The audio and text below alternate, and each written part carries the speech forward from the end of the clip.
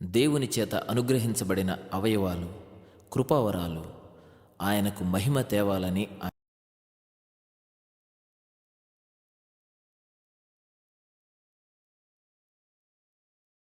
స్తోత్రాలు చెప్పుకుంటున్నాం. హల్లెలూయా, హల్లెలూయా, హల్లెలూయా. క్రీస్తునందు ప్రియమైనటువంటి వారులారా, దేవుని యొక్క మహోన్నతమైన మహాకృపను బట్టి, ఆత్మదేవుని మహాశక్తిని బట్టి, దేవాది దేవుని యొక్క పుట్టుక ఒక అద్భుతమైనటువంటి ఆశ్చర్యమైన క్రియ అయి ఉంటున్నది. అటు పుట్టుకలో భాగమే ఈ దినమున ఈ ప్రదేశంలో చేర్చబడిన మనమందరమును ఒక సహవాసములో ఉండి ఒక ఆత్మీయతో కూడిన అద్భుతమైన శక్తిని పొంది నిరీక్షణతో కూడిన బలముతో మనము దేవాది దేవుని ఆరాధించే సమూహములో చేర్చబడి ఉన్నామని విశ్వసించిన వాళ్ళందరూ దేవునికి ఒకసారి హల్లెలూయా.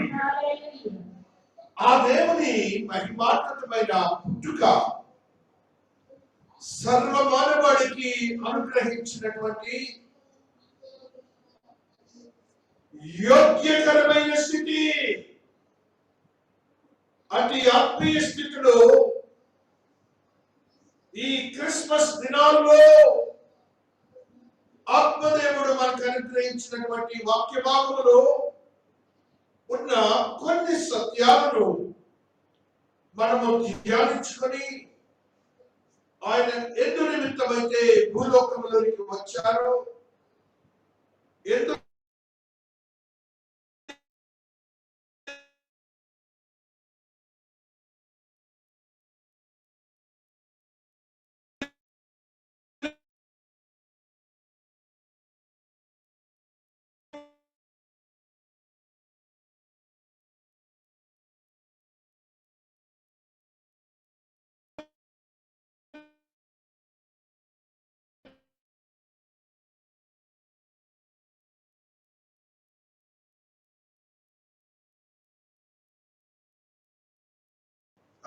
లూక్లో ఉన్నటువంటి ఈ మాటను 19వ వచనం చదువు. 1:19. దూత నేను దేవుని సముఖమందు నిలుచు గబ్రియేలును నీతో మాట్లాడుటకును ఈ సువర్తమానము నీకు తెలుపుటకును. ఇక్కడేమో మరియా యేషువును తెలియచేయడానికి దేవుడు పంపారు. గర్భంలోనికి రాకముందు చాలా ముందు దేవాది దేవుడు వారిని పంపారు. మరియు అదే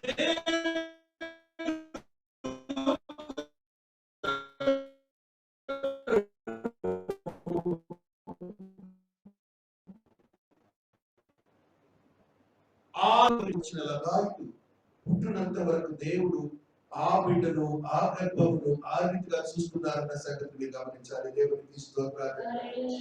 దేవుని యొక్క మహాకృప ఆ యొక్క స్త్రీ యొక్క గర్భంలో ఉన్న శిశువును చూస్తూ ఉన్నది.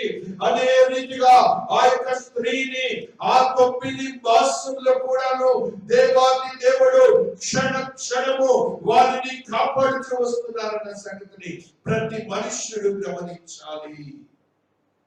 ఎవరికైనా గర్భము వచ్చింది అంటే, ఎవరైనా దేవుని విశ్వసించారు అంటే వారికి ఈ యొక్క వాగ్దానం స్థిరపరచబడును గాక. వారికి ఈ యొక్క వాగ్దానం స్థిరపరచబడి సంపూర్ణమైన స్వస్థమైనటువంటి గర్భ ఫలమును అనుగ్రహించబడును గాక. నా దేవుడు విడివని దేవుడు, ఆయన కృపను చూపే దేవుడు, ఆయన తల్లి గర్భంలో ఉన్న శిశువును ఆయన ఆ యొక్క శిశువు గర్భంలో నుండి బయటకు వచ్చే పర్యంతము ఆయన కృపను భద్రపరిచి నా దేవుని ఆయన శిష్యులుగా తీసుకుని వచ్చిన స్థితిని మనం గమనిస్తున్నాం. అదే గబ్రియేలు దూత ప్రభువు సర్వపౌరు ఉంటుందన్న సంగతిని నేను దాసునికి తెలియజేశాను యేషువుకి. అదే రీతిగా వీరికి కూడా తెలియజేస్తున్నాడు. ఆయన ఇంకా స్టేటస్ తెలియజేస్తున్నాడు. ఆయన ఎలా చెప్పుకుంటున్నాడంటే, నా యొక్క పరిస్థితిని ఆ దూత చెప్తున్నాడు. నేను తండ్రి అయిన దేవుని సముఖమునందు, ఆయన సముఖమునందంటే ఆ ముఖము ఎదుటగా నుంచుంటాట ఈ దేవుడు. ఎంత గొప్ప స్థితిగా చూడండి. దేవుడికి స్తోత్రాలు. గాబ్రియేలు దూతకి ఎంత ఆధిక్యతను దేవుడు ఇచ్చాడో చూడండి. గాబ్రియేలు దూత ఆ యొక్క దేవాది దేవుని సన్నిధిలో ఉండి మహిమను ప్రతినిత్యము అనుభవిస్తూ ఉన్నటువంటి ఆ దూత ఆ భూలోకంలోకి వచ్చి ఆ బలిల కాపుల యొక్క నిలబడినప్పుడు వారు ఆ మహిమను చూసి భయపడిరి. ఎందుకు భయపడాలి? ఆయన మహిమను చూసి.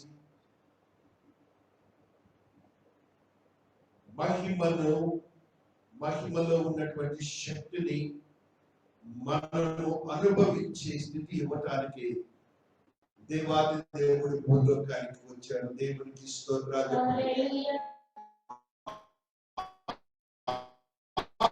మహిమలో నీవు వచ్చారు, నీవును నేను ఆ మహిమలోకి వెళ్ళినప్పుడు ఇక మనకు భయం ఉండదు. మహిమ అంటే ఏంటి? గ్లోరీ. మహిమ అనగా మీరు ఈ లోకంలో కొద్దిపాటి వెలుగును చూస్తూ ఉంటారు.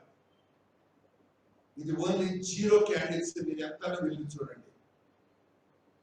ఆయన మహిమలోనికి వెళ్ళినప్పుడు ఒక అద్భుతమైన శక్తివంతమైన తేజస్సుతో కూడినటువంటి వెలుగుమయమైనటువంటి స్థితిని చూడ.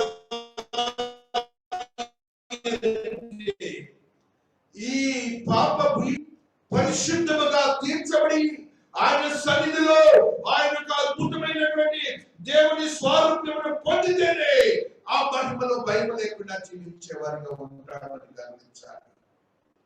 The concept of the Jesus birth, ఆ యేసుక్రీస్తు యొక్క పుట్టుకలో భావం ఏంటంటే, నీవును నేనును దేవుని మహిమలో ఉండటానికి, ఆ యోగ్యతను సంపాదించుకోవడానికి ఆయన ప్రియకుమారుని భూలోకంలోకి పంపి ఆ రీతిగా గొర్రెల కాపరుల యొక్క నిలువబడి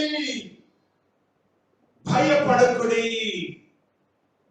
వారు భయపడుతుంటే ఆయన చెప్తున్నారు, దేవదూత భయపడకుడి అనే సంఘటనను మనం అక్కడ చూస్తూ ఉన్నాం. కాబట్టి నీవు నేను భయపడకుండా ఆయన మహిమలోనికి వెళ్ళటానికి క్రిస్మస్ అనే పండుగను మనం చేసుకుంటున్నామని విశ్వసించిన వాళ్ళందరూ కూడా దేవునికి స్తోత్రాలు. ఆత్మదేవుని ఆత్మశక్తిని బట్టి ఆ దేవాది దేవుని మహిమలోనికి మనము ప్రవేశించడానికి యోగ్యతను దేవుడు అనుగ్రహించాలని క్రిస్మస్ ద్వారా మనం పొందబోతున్నాం. ఆయనతో నివసించబోతున్నామని మనం గ్రహించాలి. పాత నిబంధనలో మహిమను గురించి కొన్ని సంఘటనలు మనం చూడాలి. పాత నిబంధన గ్రంథంలో ఏ మనుష్యుడైతే ఆయన యొక్క మహిమను చూడలేకపోయాడు, ఏ మనుష్యుడైతే ఆయన మహిమలోకి వెళ్ళారో, ఏ మనుష్యుడైతే ఆయన మహిమను చూసి ఆనందించారో ఆ స్థితిని కూడా మనం ఒకసారి ధ్యానిస్తున్నాం. నిర్గమకాండము 14వ అధ్యాయము 19వ వచనములో ఒక సత్యాన్ని ఆత్మదేవుడు మనకు తెలియజేస్తున్నారు. నిర్గమ 14:19వ వచనము. అప్పుడు ఇశ్రాయేలు ఎదుట సమూహమునకు ముందుగా నడిచిన దేవదూత వారి వెనుకకు పోయి వారిని వెంబడించెను. ఆ మేఘస్తంభము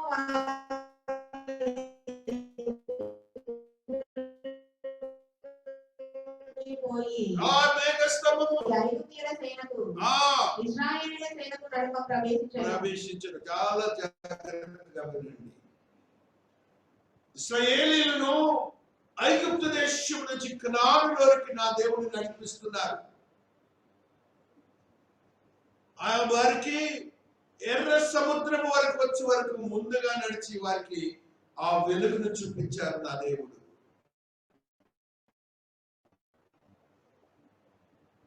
ఎప్పుడైతే శత్రు సైన్యము వచ్చి చూడగా ఎవరైతే అన్యులుగా చెప్పబడుతున్నటువంటి వారు కన్నా ఐగుప్తీయులు దేవుని ఎరుగనటువంటి వారు వారికి వారి యొక్క ఇశ్రాయేలీయుల యొక్క వెనుక భాగంలో వారు ఉండి వారి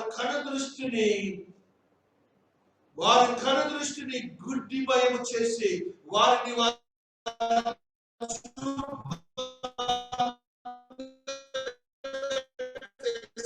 స్థితిని ఆ ప్రాంతంలో మనకు మార్గము కనపడలేదు. ఆ మేఘస్తంభం యొక్క వెలుగుకి వారు చూడలేని స్థితిని ఆ దినమున మనం గ్రహిస్తూ వస్తున్నాం.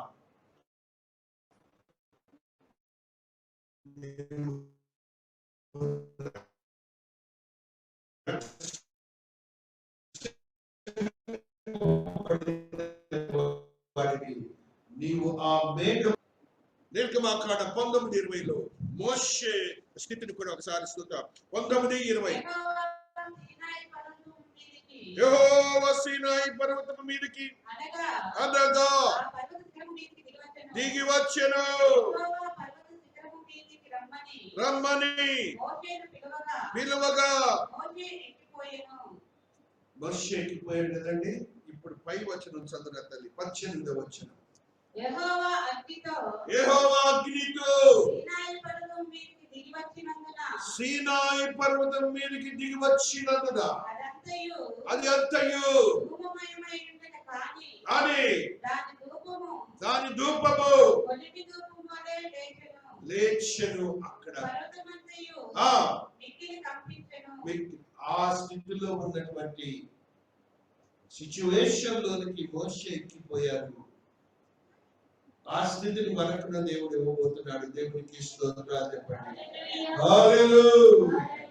ఆత్మదేవుని ఆత్మశక్తిని మనము పొందటానికే ఆ యొక్క మేఘారూఢుడైనటువంటి నా దేవుడు రాబోతున్న స్థితిలోనికి పరిశుద్ధులుగా తీర్చబడి వెళ్ళటానికి యోగ్యతను సంపాదించుకోవడానికి ఈ క్రిస్మస్ అనేది మీరు గమనించాలి. మరి యొక్క సత్యాన్ని మనం గమనిస్తున్నాం. 24వ అధ్యాయము 17వ వచనాన్ని చదువుతున్నాం. నిర్గమాకాండం. దహించు అగ్ని వలె కనబడెను. అప్పుడు మోషే ప్రవేశించి కొండ మీదకి ఎక్కెను. ఆ మోషే కొండ మీద రేయింబగళ్ళు 40 దినములుండెను. దేవునికి ఒకసారి స్తోత్రాలు చెప్పండి. ఆ స్థితిని మనం పొందబోతున్నాం. ఒక్కరోజు కాదు, మోషే ఉన్నాడు 40 దినముల కాలం అక్కడ ఉన్నాడు. దేవుని యొక్క మహిమను అనుభవిస్తూ ఉన్నాడు.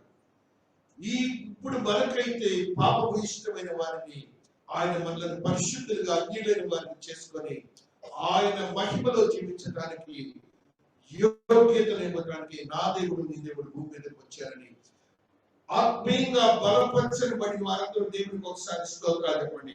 హల్లెలూయా. ఆత్మదేవుని ఆత్మశక్తిని బట్టి మహిమ షకీనా ఆ యొక్క మహిమను అనుభవించాలి క్రైస్తవుడు. ఆ మహిమను అనుభవించాలి అంటే మనం పరిశుద్ధులుగా తీర్చబడాలి. ఆత్మీయతలో బలపరచబడాలి. విశ్వాస్యతలో క్రమపరచబడాలి.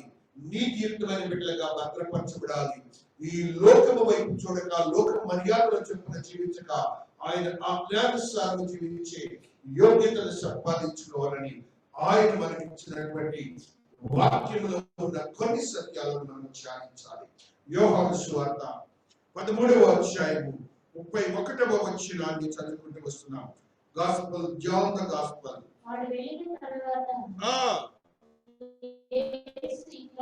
యేసు ఇట్లనెను, ఇప్పుడు మనుష్య కుమారుడు మహిమపరచబడి ఉన్నాడు. దేవుడును ఆయన యందు మహిమపరచబడి ఉన్నాడు. దేవుడు ఆయన యందు మహిమపరచబడిన ఎడల దేవుడు తన యందు ఆయనను మహిమపరచును. వెంటనే ఆయనను మహిమపరచును.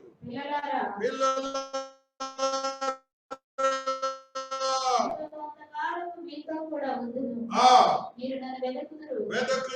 నేను ఎక్కడికి వెళ్ళినో అక్కడికి మీరు రాలేదని నేను యూదులతో చెప్పిన ప్రకారం ఇప్పుడు మీతోనూ చెప్పుచున్నాను. మహిమపరచుటని మాటలు చెప్పినప్పుడు యేసయ్య కాంప్లెక్స్ సెంటెన్స్ అంటారు దాన్ని. కాంప్లెక్స్ సెంటెన్స్ అంటే 4 భావాలన్నీ కూడాను ఒక ఉద్దేశాన్ని తెలియజేస్తాయి. మీరు చూడండి అక్కడ, ఇప్పుడు మనుష్య కుమారుడు మహిమపరచబడుచున్నాడు అంటే యేసుక్రీస్తు ప్రభువు వారు, దేవుడును ఆయన యందు మహిమపరచబడుచున్నాడు. ఇప్పుడంటే యేసుక్రీస్తు ప్రభువు వారు, దేవుడు, ఈ ఇరువురు మహిమపరచబడుతున్నారని చెప్తూ, దేవుడును ఆయన యందు మహిమపరచబడి ఉన్నాడు, మరలా దేవుడును ఆయన యందు మహిమపరచబడి ఉన్నాడు, దేవుడు ఆయన యందు మహిమపరచబడిలా, దేవుడు తన యందు ఆయనను మహిమపరచును. ఏంటి ఇంత మల్టిపుల్ గా దేవుడు చెప్తున్నాడు? కారణము, నీవు మహిమపరచబడటానికి దేవాతి దేవుడే భూలోకానికి దిగి వచ్చాడన్న సంగతిని మీరు గ్రహించాలి. అందులో కాన్సెప్ట్ అంతా ఒకటే. ఆయన మహిమపరచబడి దేవుడు నిన్ను మహిమపరచబడటానికి భూలోకములోనికి వచ్చారని మీరు గ్రహించాలి. వారు అడుగుతున్నారు, ఎక్కడికి వెళుతున్నావు స్వామి అని అడుగుతుంటే, ఆ మహిమాన్వితమైన స్థితిని మీరు పొందాలంటే ఒకటే కాన్సెప్ట్ చెప్తున్నాడు. చూడండి అక్కడ ఆయన చెప్తున్న కాన్సెప్ట్ 34వ వచనము, మీరు ఒకరినొకరు ప్రేమింపవలనని మీకు క్రొత్త ఆజ్ఞను ఇచ్చుచున్నాను. నేను మిమ్మల్ని ప్రేమించినట్టే మీరును ఒకరినొకరు ప్రేమింపవలను. మీరు ఒకరిని ఎడల ఒకరు ప్రేమింపగలవాడని ఎడల దీనిని బట్టి మీరు నా శిష్యులని అందరూ తెలుసుకొందురనెను. 10 ఆజ్ఞలు అందరికి తెలుసు. యేసుక్రీస్తు ప్రభువు వారు ఏమంటున్నారు? ఒక క్రొత్త ఆజ్ఞను మీకు ఇస్తున్నానని అంటున్నారు. ఒక క్రొత్త ఆజ్ఞను మీకు ఇస్తున్నాను, మీరు ఒకరినొకరు ప్రేమించండి. 10 ఆజ్ఞల గురించి మనం బట్టి అన్ని చెప్తాం మనం. ఇప్పుడు ఏంటి చెప్తున్నాడు? దేవుడు ఏం చెప్తున్నారు? ఒకరినొకరు ప్రేమించండి అంటున్నారు. Is it possible? Totally possible. సాధ్యము, ఇది సాధ్యము అనగా మన హృదయాల్లో ద్వేషము, ఈర్ష్య, అసూయ, కపటము అవన్నీ కూడా క్లెన్స్ అయిపోవాలి. అవి లేకుండా మనము జీవించినప్పుడు ఆయన మహిమాన్వితమైనటువంటి మహిమలోనికి మనము ప్రవేశిస్తాం. అవి క్లెన్స్ చేసుకోలే మనము క్రైస్తవులుగానే జీవించడానికి ప్రయత్నం చేస్తాం. అల్టిమేట్ గా ఆయన మహిమను పొందలేని స్థితి ఉంటుంది. జాగ్రత్త పడండి. దేవుడు స్పష్టంగా ఇది మనతో మాట్లాడుతున్నాడు. You should have to cleanse your self. నీకు నీవుగా ఆ రీతిగా పరిశుభ్రపరచుకోవాలని ఆత్మదేవుడు మాట్లాడుతున్నాడు. ఆ నూతన బంధన భక్తుడైనటువంటి స్టెఫెన్ ఏ రీతిగా మహిమను ఇక్కడ నుంచి చూశాడో మనం ఒకసారి గమనిద్దాం. నీవు క్రొత్త నిబంధన భక్తుడివి, నీవు కూడా దేవుని మహిమను చూడగలవని ఒక సాక్షాత్మైన ఒక బిడ్డను, స్టెఫెన్ అనే బిడ్డను దేవాది దేవుడు ఆయన మరణిస్తున్న సమయంలో, ఆయన మరణమును గురి కాబడుతున్న సమయంలో దేవాది దేవుని ఆయన మహిమను యేసుక్రీస్తు ప్రభువు వారు ఆయన కుడి పార్శ్వమున నిలబడి ఉండుట చూసిన స్థితిని మనం చూస్తూ వస్తున్నాం. అపొస్తలుల కార్యములు 7వ అధ్యాయము 85వ వచనాన్ని చదువుకుంటున్నాం. అయితే పరిశుద్ధాత్మతో నిండుకొనిన వాడే ఆకాశము వైపు తేరి చూచి దేవుని మహిమను యేసు దేవుని కుడి పార్శ్వమందు నిలుచుండుట చూచి ఆకాశము తెరవబడుతుంది, నిలిచి ఉండుటయు చూచుచున్నారని అనగా, ఇది ఎందుకు దేవుడు పరిశుద్ధాత్మ దేవుడి గ్రంథంలో లిఖించారంటే, you also can see that Jesus as well as the Father from the earth itself. భూమి మీద నుండి నీవు పరిశుద్ధాత్మను పొందితే నీవు కూడా భూమి మీద నుంచి నా దేవుని దేవుని మూడవ ఆకాశంలో ఉన్న దేవుని నీవు కూడా చూడగలవు. ఇక్కడ కామెంటేటర్స్ రాస్తారు, యేసుక్రీస్తు ప్రభువు వారట ఆయన కుడి పార్శ్వమున కూర్చొని ఉంటారట ఎప్పుడు కూడా. అయితే స్టెఫెన్ని యేసుక్రీస్తు ప్రభువుల వారిలాగా చంపేస్తున్నారు. వారు యేసుక్రీస్తు ప్రభువుల వారిని చంపినట్లుగానే స్టెఫెన్ని చంపుతున్నారు. అందుకని దేవుడు ఒక మనుష్యుడు నావలే మరణిస్తున్నాడని మర్యాద సూచకగా ఆయన నిలబడ్డాడని గ్రంథకర్తలు రాస్తున్నారు. దేవునికి స్తోత్రాలు చెప్పండి. నా దేవుడు నీ గురించి కూడా ఎదురు చూచే దేవుడు. దేవునికి స్తోత్రాలు. హల్లెలూయా. అద్భుతమైన కృపను ప్రేమను చూపించగల యేసయ్య నిన్ను నన్ను రక్షించి ఆయన మహిమలోనికి తీసుకొని వెళ్ళడానికి ఆయన ఎక్కడ పరుండి ఉన్నాడు? పశువుల పాకలో, పశువుల తొట్టిలో, పొత్తి గుడ్డలతో. పొత్తి గుడ్డలు అంటే మోడర్న్ 22nd సెంచరీ గర్ల్స్ కి ఉమెన్స్ తెలియదు. ఏం తెలుసు? ముడి గుడ్డలు కొనుక్కొచ్చుకుంటుంటారు అక్కడికి. పీలకలకు పాత గుడ్డలు తీసుకొచ్చి చుడతారు చిన్న బిడ్డలకి. పేదవారింట్లో చూడాలి నేను. Where you go to the market and you will get it by pockets and pockets. నా దేవునికి అలాంటి ఖరీదైన నూతనమైన వస్త్రములు కట్టలేదు. సర్వ సృష్టిని సృష్టించిన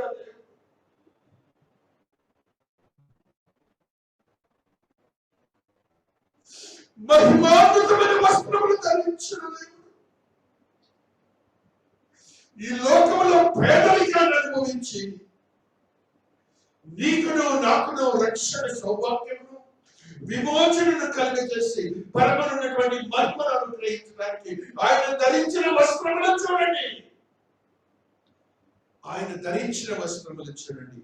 దేవునితో సమానుడై ఉండి యెషయా భక్తుడు వాళ్ళ తండ్రి అయిన దేవుడు ధరించిన వస్త్రాలు నేను చూసినప్పుడు ఆయన కూడా అదే వస్త్రములు ధరిస్తాడు.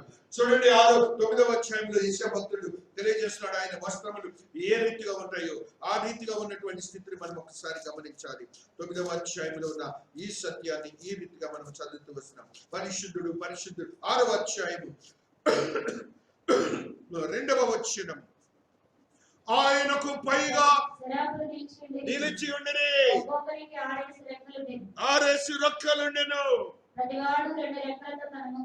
ముఖమును కాళ్ళను ఎగురుచుండెను. రాజైన ఉజ్జియా మృతులందున సంవత్సరమున అత్యున్నతమైన సింహాసనమందు ప్రభువు ఆసీనుడై ఉండగా నేను చూచితిని. ఆయన చొక్కాయి అంచులు ఆయన చొక్కాయి అంచులు దేవాలయమును నిండుకొనెను. చాలు తల్లి. ఆయన వస్త్రములు ఎలాగుంటాయో మనం చూస్తుంటే ఇది నాన్న ఆయన యొక్క పరిస్థితి మీరు ఒకసారి గమనించండి. వై ఎందుకు ఆ రీతిగా ఆయన వచ్చారు? ఈ విమర్శనాత్మకమైన మనుషులకు సమాధానం చెప్పడానికి వచ్చారు. ఒక రాజుగా రావచ్చు, ఒక ప్రభువుగా ఈ లోకంలోకి రావచ్చు, ఒక ధనికుడుగా రావచ్చు. దేవుడు ఆయనకు అసాధ్యమైనది ఏమీ లేదు. అయితే ఆయన నీ కొరకు అనగా దీనులైన వారి కొరకు సువర్తమానం అందించడానికి వచ్చారన్న సంగతిని యెషయా భక్తుడు 61వ అధ్యాయంలో 1వ వచనంలో ఆయన తెలియజేస్తూ ఉన్నారు. ప్రతి ఒక్కరికి ధనికుడికే కాదు నా దేవుడు ఈ లోకములో ఉన్నటువంటి దీనులైన వారికి సాత్వికులైన వారికి ఆయన సువర్తమానం అందించడానికి వచ్చారన్న సంగతిని 61వ అధ్యాయంలో ఉన్నారు. వచ్చి ఉన్నది ప్రకటించుటకు యెహోవా నన్ను అభిషేకించెను. చెరలోనున్న వారికి విడుదలను విడుదలను బంధింపబడిన వారికి విముక్తిని ప్రకటించుటకును యెహోవా హితవత్సలమును మన దేవుని ప్రతిపన్న దినమును ప్రకటించుటకును.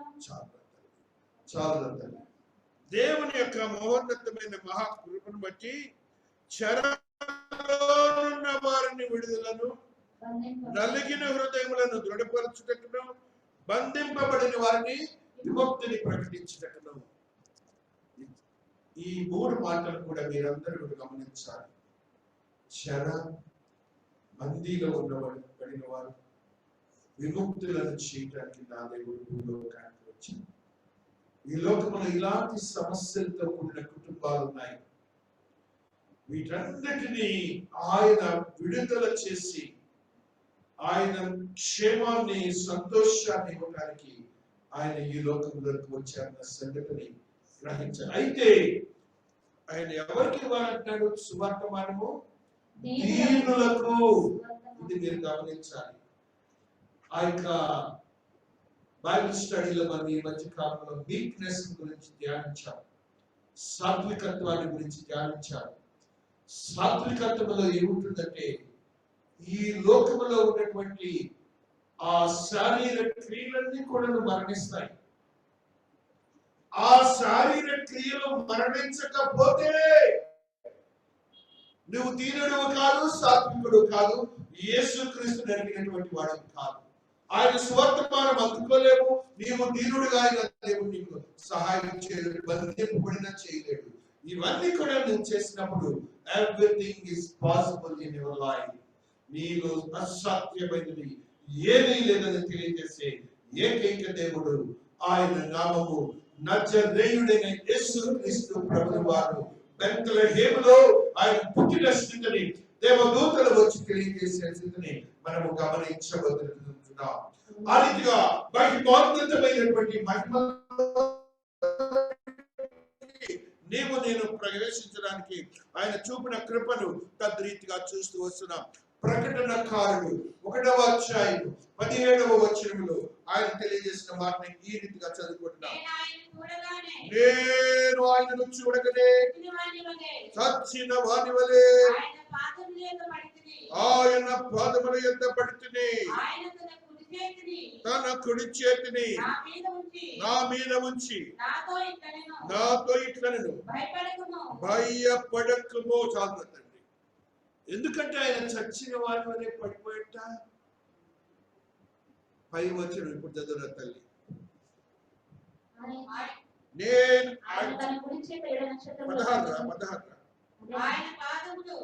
ఆయన పాదములు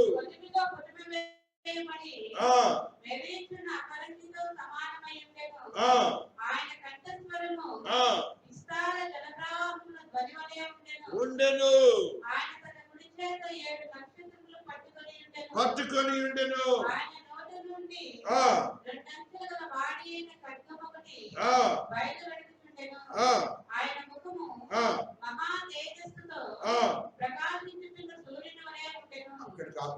ఎలాగుందట యేసయ్య ముఖం?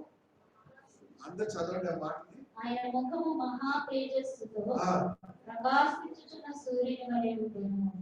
ఏంటండి? ప్రకాశించు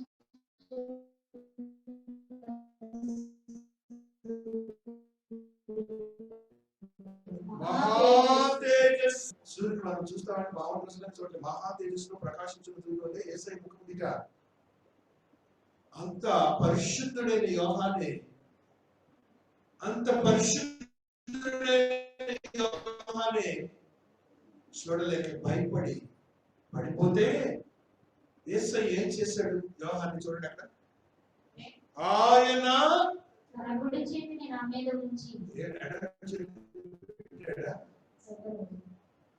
ఇవన్నీ కూడా జాగ్రత్తగా మీరు సందేశంలో నా మాట మీరు గమనించాలి. The prominence of the right hand. కుడి చేతితో ఉన్నటువంటి అద్భుతమైన ఆత్మీయ స్థితిని మీరు గమనించాలి. అందులో ఉన్న బలాన్ని గమనించాలి. అందులో ఉన్న శక్తిని మీరు గమనించాలి. యేసుక్రీస్తు ప్రభువు వారు కనిపెట్టి తన కుడి చేతితో ఏం చేశాట? తన కుడి చేతి నా మీద ఉంచి నాతో ఇట్లా నేను ఆ చెయ్యి మీ మీద కూడా ఉంచబోతున్నాడు. భయపడకుము. ఈ దేవుని చెయ్యి మీ మీద ఉండబోతున్నది. ఈ దేవుని నిన్ను తాకబోతున్నాడు. ఈ దేవుని యొక్క శక్తిలో ప్రవేశించబోతున్నది. హల్లెలూయా. ఏ యోహానునైతే నా దేవుడు తాకినాడు, ఆయన నిన్ను తాకబోతున్నాడు. భయపడకమని నీతో కూడా చెప్తున్నాడు. You just receive it. నీకు ఏ భయం ఉందో మొత్తాన్ని తొలగించబోతున్నాడు. నీ జీవితంలో ఉన్న ప్రతి బంధకములు విడుదల చేయబోతున్నాడు. ఆయన మహిమలో ఉన్నటువంటి స్థితిని నీవు పొందడానికి ఆయన భూలోకానికి వచ్చి ఆ దేవదూతల ద్వారా ఒక సత్యాన్ని మనకు తెలియజేస్తున్నారు. మహిమను చూచినప్పుడు గొర్రెల కాపరులు భయపడని అన్నారు. ఇక నీవు భయపడటానికి ఏ ఛాన్స్ లేదు.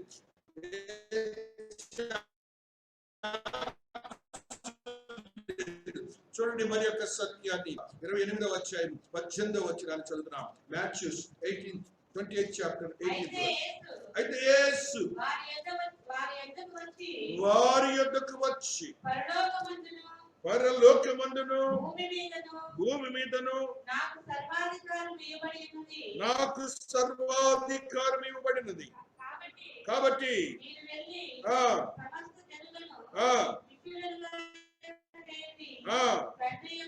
తండ్రి యొక్కయు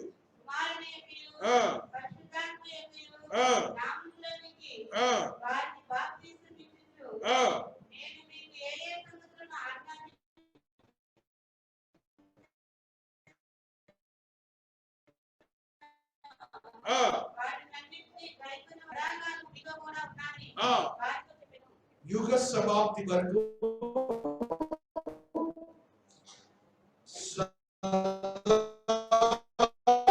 కాలము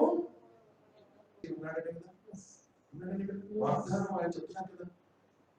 ఆ వాగ్దానాన్ని మీరు ఎందుకు మరచిపోతున్నారు? ఎందుకు స్వాధీనం చేసుకోలేకపోతున్నారు? ఎందుకు సొంతం చేసుకోలేకపోతున్నారు? యుగ సమాప్తి వరకు ఆయన మనతో ఉండే దేవుడు. ఆయన పశువుల పాపలో ఉన్నాడని తెలియజేసే మాట దేవదూతలు సంతోషంగా చెప్పుకుంటారా? ఆయన ప్రతినిత్యము చూసి ఆయన స్తుతించే దేవదూతలు ఎంతో సంతోషంగా వారు చెప్పుకుంటారా? No no no.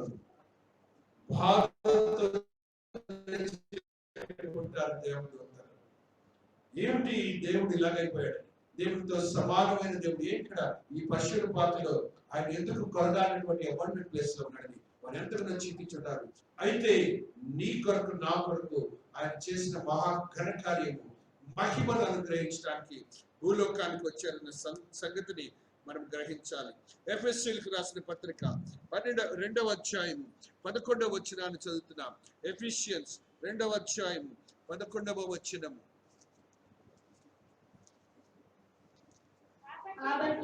కాబట్టి మనకు శరీర విషయంలో అన్ని జనులై ఉండి శరీరమందు చేతితో చేయబడిన సున్నతి గలవారు అనబడిన వారి చేత సున్నతి లేని వారు అనబడిన మీరు ఆ కాలమందు ఇశ్రాయేలుతో సహపౌరులు కాక పరదేశులతో వాగ్దాన నిబంధన లేని పరజనులను నిరీక్షణ లేని వారును లోకమందు దేవుడు లేని వారినై ఉండి క్రీస్తుకు దూరస్తులై ఉంటుందని మీరు జ్ఞాపకం చేసుకోండి.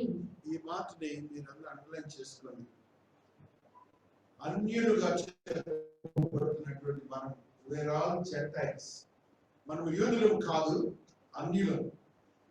మనం అందరం ఆ ఇశ్రాయేల్ దేశంలో ఉన్న యూదులు మనకి ఇశ్రాయేల్ వినొచ్చి ప్రపంచంలో ఏ మానవుడైనా అన్యులు అనే మాట వచ్చినప్పుడు మీరు ఆ మాటని ఆపాదించుకోండి. అమెరికన్ కాదు, ఇంగ్లీష్ పీపుల్ కాదు, ఫ్రెంచ్ పీపుల్ కాదు, ఎనీబడి ఎల్స్ ఆఫ్రికన్ పీపుల్ కాదు, అందరూ అన్యులే ఎక్సెప్ట్ జ్యూస్, యూదులు కానిటువంటి వారు. ఇప్పుడు ఆయన యొక్క పశువులతోటి ఆ మహిమను చూపించడం అనేది ఇక్కడ చూస్తాను. క్రీస్తుకు దూరస్తులై ఉంటున్న మీరు జ్ఞాపకము చేసుకొనిడి. నిరీక్షణ లేని వారు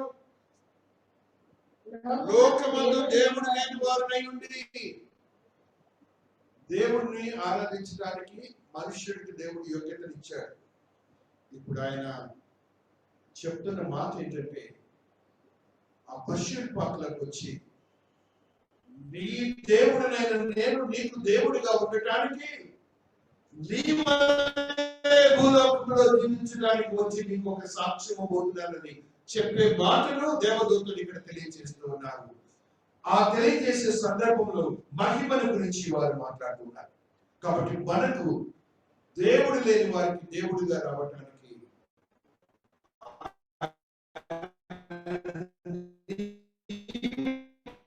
భూలోకంలో వచ్చి చూస్తున్నారు. దేవుడు మాట్లాడుతూ వస్తున్నారు. ఇశ్రాయేలుతో సహ పౌరులు కాక, మనందరికీ తెలుసు పౌరసత్వం అంటే ఇండియన్స్, మనం అందరం ఇండియన్స్, మనకి పౌరసత్వం ఉంటుంది, సిటిజన్షిప్ అంటారు. మనతో పాటుగా ఎవరైనా వేరే దేశస్తులు పౌరసత్వం తీసుకోవాలంటే వారు మన దేశంలో ఉన్నటువంటి కొన్ని కండిషన్స్ బట్టి అప్పుడు వారికి మన ఇండియన్ సిటిజన్షిప్ ఇస్తారు. అయితే మనము మన ఇండియన్ సిటిజన్షిప్ చాలా మంది తీసుకోరు, కానీ మనము ఇండియన్స్ గాను మన అమెరికన్ దేశం వెళ్తే దేశంలో ఆ సిటిజన్షిప్ చాలా మంది తీసుకొని అక్కడే ఉండిపోతున్నారు. పౌరసత్వం పరములో లేదు, పౌరసత్వం మనకి పరములో లేదు. అయితే నీ దేవుడు పశువుల పాకలకు వచ్చి నీకు పౌరసత్వాన్ని ఇవ్వబోతున్నాడు. దేవునికి స్తోత్రాలు చెప్పండి. అన్ని రైట్స్ అక్కడ ఉంటాయి.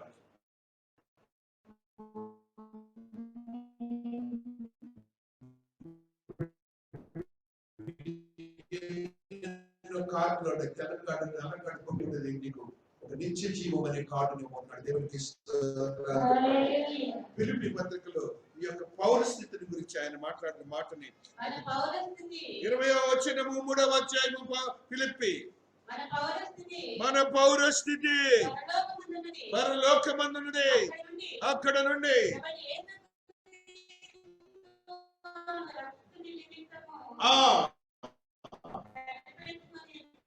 మన పౌరస్థితి ఎక్కడుంది? our names, all of our names are written in the books of the Jesus. యేసయ్య దగ్గర ఉన్న అనేక పుస్తకాల్లో మన పేర్లు రాయబడి ఉన్నాయని విశ్వసించిన వారందరూ దేవునికి స్తోత్రాలు చెప్పండి. అక్కడ అనేకమైన గ్రంథములు కలవు. ఆ గ్రంథములో మన పేర్లు లిఖించబడే జీవ గ్రంథంలో కూడా మన పేర్లు లిఖించబడి ఉన్నది. ఆ రీతిగా మనము ఆ దేవుని యొక్క ఆత్మీయతో కూడిన స్థితిని పొందటానికే నీ దేవుడు భూలోకంలోకి వచ్చాడని ఆ యొక్క దేవదూతలు ఒక కబురు తీసుకొని వచ్చాడని మీరు గమనించబద్దులవుతున్నారు. 1 యోహాను 2:2 ఒక సత్యాన్ని చదువుకుంటున్నాం. 1 యోహాను 2:2.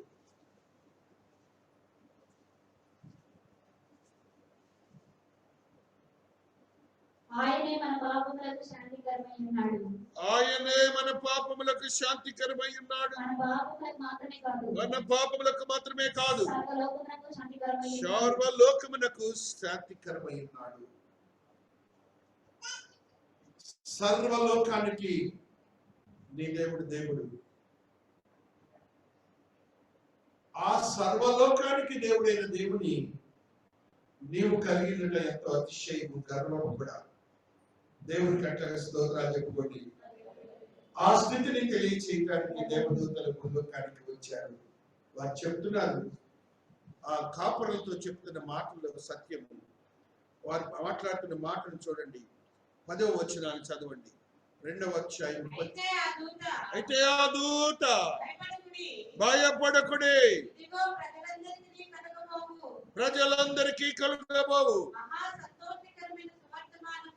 సువర్తమానము నేను మీకు. ఇప్పుడు అన్ని మనం ఏవైతే ధ్యానించాము ఎన్ని ఏంటంటే సువర్తమానము.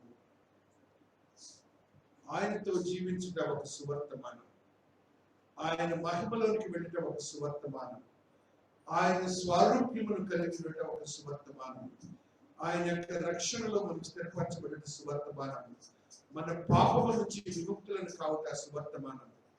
అయితే వీటన్నిటిని మనం అనుభవించడానికి నిరీక్షణ కలిగి విశ్వాసంలో జీవిద్దాం.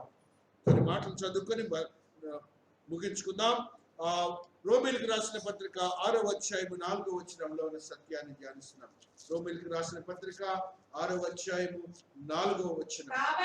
కాబట్టి తండ్రి మహిమ వలన ఎలాగు లేపబడినో మనమును నూతన జీవం పొందిన వారమై నడుచుకున్నట్లు బాప్తిస్మం వలన మరణములో పాలుపొందుటకు ఆయనతో కూడా పాతుపెట్టు. మీరు మొదటిగా వచ్చిన తండ్రి మహిమ వలన క్రీస్తు మృతులలో నుండి ఎలాగో లేపబడినో నీకు కూడా రేపు పునరుత్థాన శక్తిని పొందేటప్పుడు క్రీస్తు వారి మహిమ వల్ల నువ్వు లేపబడతామని నీవు గమనించాలి. దేవునికి స్తోత్రాలు చెప్పండి. నీ సొంతంగా నీకేమి శక్తి లేదు. The power of God, the glory of God, the grace of God will be with you while you are taking into the heavens. ఆ యొక్క హెవెన్స్ లోకి నువ్వు వెళ్ళటానికి, నీ శరీరము మార్పు చెందటానికి తండ్రి అయిన దేవుని మహిమ, యేసు క్రీస్తు వారి యొక్క మహిమ ఆ దినమున జరగబోతున్నది. దేవునికి స్తోత్రాలు చెప్పండి.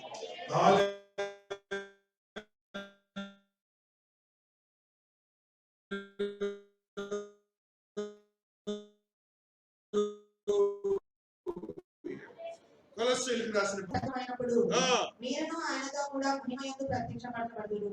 దేవునికి స్తోత్రాలు చెప్పండి. మనము మహిమయందు ప్రత్యక్షపడతాం అనగా దేవునితో ఈక్వల్ గా ఉండబోతున్నాం. దేవుడు క్రీస్తు వారి యొక్క స్వారూప్యాన్ని సమానంగా పొందబోతున్నాం. ఫిలిప్పీలని మనం అదే చదువుకుంటాం. ఆయన రూపాన్ని ఇలాగ మనకు వస్తుంది. క్రీస్తు వారి రూపం మీలోకి రాబోతుంది అనగా నీ యొక్క ఫీచర్స్ అన్ని ఇంతే ఉంటాయి. అయితే మహిమాన్వితమైన శరీరాన్ని నువ్వు పొందబోతున్నావు. నిన్ను గుర్తుపడతారు, నీ యొక్క సహోదరులు గుర్తుపడతారు, ఇతరులు గుర్తుపడతారు, అందరు గుర్తుపడతారు. కానీ నీ యొక్క మహిమాన్వితమైన శరీరాన్ని, క్రీస్తు వారి శరీరాన్ని నువ్వు పొందుతావని ఫిలిప్పీ పత్రికలో శక్తిని బట్టి ఆయన మన దీన శరీరం మార్చును. అది మహిమలో ఉండే గొప్ప స్థితి. ఆ మహిమను మనం పొందటానికి ఈ క్రైస్తవ్యం తీసుకున్న మనం వేరే ఉద్దేశం కాదు. మనమందరం క్రీస్తుని వెళ్ళటానికి కారణం మానవుడు మహిమలోకి వెళ్ళటానికి. మనందరం మానవులకి మహిమాన్వితమైన శరీరము, మహిమాన్వితమైన క్రీస్తు వారి స్వారూప్యము పొందటానికి యోగ్యత లేదు. అందుకని నీ దేవుడు వచ్చి భూలోకంలో ఆయన చేసిన క్రియను మహిమ అనే స్థితిని తెలియజేస్తున్నారు. ఆ రీతిగా మరి యొక్క సత్యాన్ని చదువుతాం. 2 తెస్సలోనిక 2వ అధ్యాయము 12వ వచనంలో ఉన్న సత్యాన్ని చదువుతున్నాం.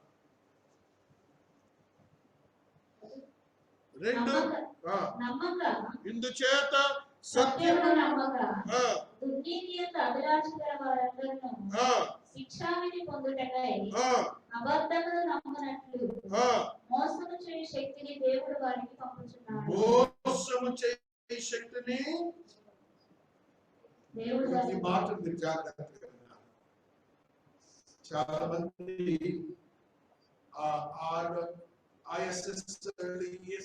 ఇబ్బంది పెడుతున్నారని అంటున్నారు కదా. వాళ్ళదేం లేదు, మాట చదువుకోండి. వాళ్ళదేం లేదు, దేవుడి వారిని పంపి వారిని ఇంకా నాశనాన్ని గురి చేస్తున్నాడు. ఆయన సువార్త ఎక్కడ ఆగదు. ఆయన సువార్త ఎక్కడ ఆగదు. భూమి మీద, భూమి క్రింద ఉన్న వారందరూ ప్రతి మోకాలు వంగాలని ఆయన సెలవిచ్చిన మాట మనందరికీ తెలుసు. ఆ వాగ్దానం నెరవేరాల్సిందే. వారు ఎన్నో చేసుకొని వారు కంప్లీట్ గా నరక పాత్రలు అవడానికి వారి క్రియలోకి దేవుడు ఇలా పంపడు. అబద్ధమును నమ్మనట్లు మోసము చేయ శక్తిని దేవుడు వారికి పంపుచున్నాడు. వాళ్ళు అబద్ధాన్ని నమ్ముతారు, ఎంతో సత్యంగా నమ్ముతారు. నమ్మనివ్వండి, మీకు అనవసరం. మీరు నమ్మిన సత్యాన్ని మీరు కొనసాగించారు. మరలా ఒక సత్యాన్ని మనమైతే 18వ వచనాన్ని చదువుతున్నాం. 12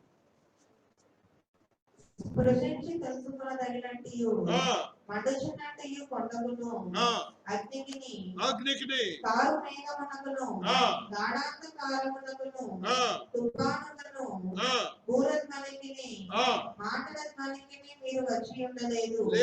ఒక జంతువైనను ఆ కొండను తాకినెడల రాళ్లతో కొట్టబడవలని ఆజ్ఞాపించిన మాటకు వారు తాకలేక ఆ ధ్వని వినిన వారు మరి ఏ మాటయు దర్శనం ఎంతో భయంకరంగా ఉన్నందున మోషే నేను మిక్కిలి భయపడి వణుకుచున్నాను. నేను ఆ స్థితి మనకు లేదు, మనకు ఆ స్థితి లేదు. కంప్లీట్ గా వాకింగ్ అంటారే, మహిమలోని కార్యంగా అయింది. దేవుడు నిన్ను ఆయన కుడిచితో తాకే పరిస్థితులకు నువ్వు వెళ్ళబోతున్నావు. అటు యోగ్యతను దేవుడు అనుగ్రహించడానికి భూమి మీదకి మనుష్యుడిగా వచ్చాడు. ఆయన దేవదూతలను పంపి ఆయన సువర్తమానాన్ని ఈ లోకంలో తెలియజేశారు. అదే 2వ అధ్యాయంలో ఆ దేవదూతలు చేసిన ఒక మాట చదువుకుందాం. 14వ వచనం, 2వ అధ్యాయం 14వ వచనం. దేవునికి మహిమయు ఆయనకి ఇష్టలైన మనుష్యులకు భూమి మీద సమాధానము.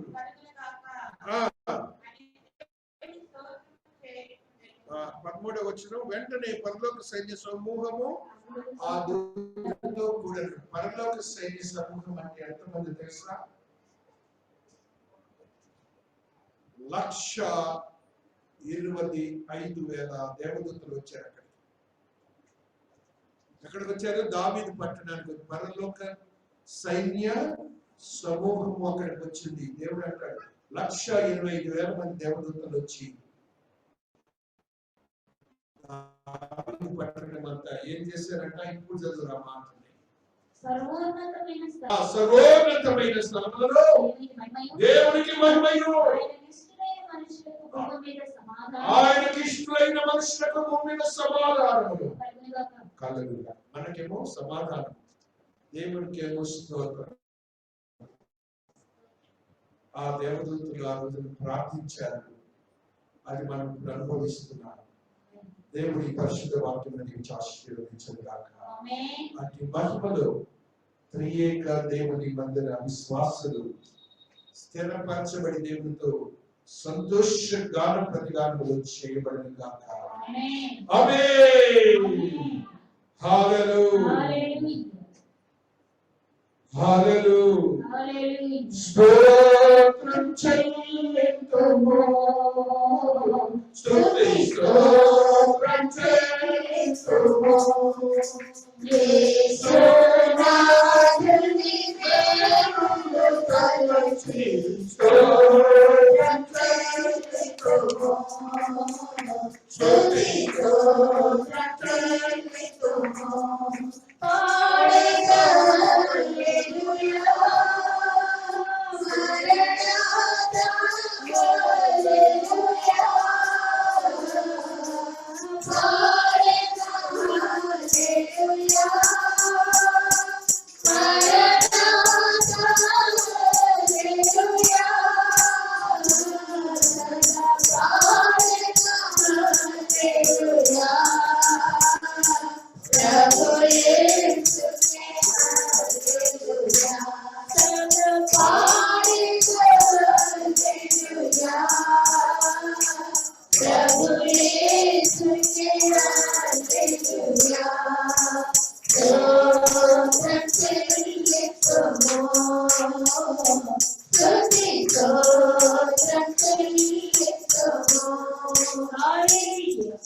దేవుని మహాకృపను బట్టి ప్రభు రాత్రి భోజన సంస్కారం